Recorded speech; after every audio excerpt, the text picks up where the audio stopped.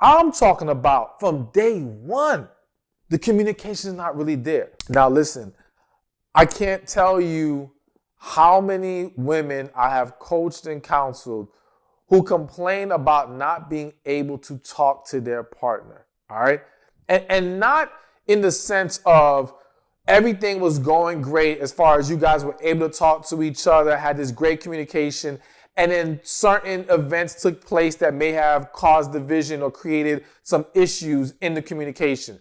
Not saying that that's an acceptable thing, but that can happen. Like, it's possible that it can go in that direction even for two people who have typically been good at it.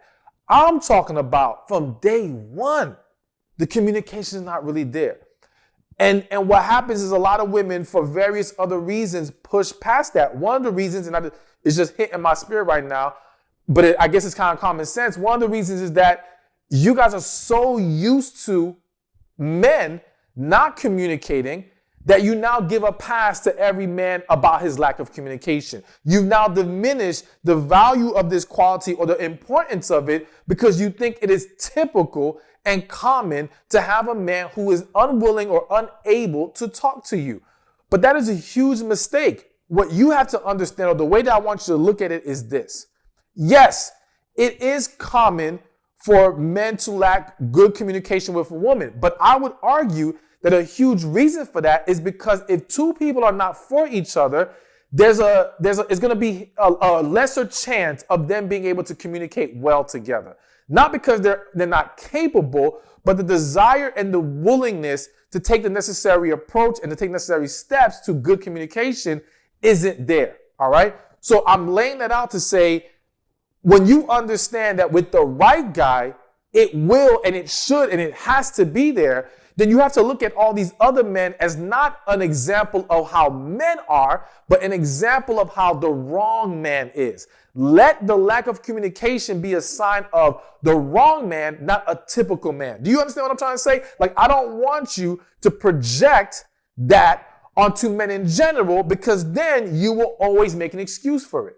But you have to understand that no, with the guy who is for you, with the guy that God wants for you, he will be able and willing to talk to you. Even if he is not the greatest at it, he will be willing. And I would argue that he will be much more willing with you and much more capable with you than with other women. Because with other women, he doesn't have that desire, that connection, that thing that makes him want to open up.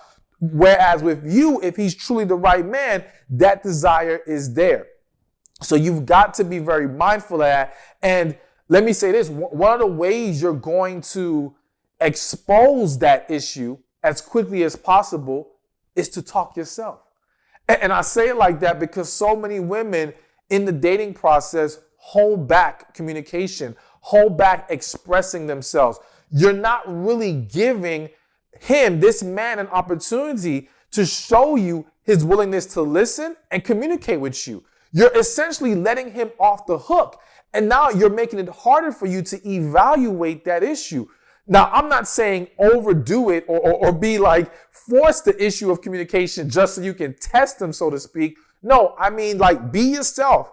Be open, be transparent, be willing to talk yourself, be willing to express how you feel, and then let's see how he handles that. Because again, the man who is right for you is going to want to embrace communication with you. So you have to do it yourself if you're going to see if he's willing to do it with you. Hey, thank you for watching this video. Be sure to check this one out right here, and I'll see you there. So the first reason why men send you mixed signals is because he wants you, but he doesn't think he's the one for you.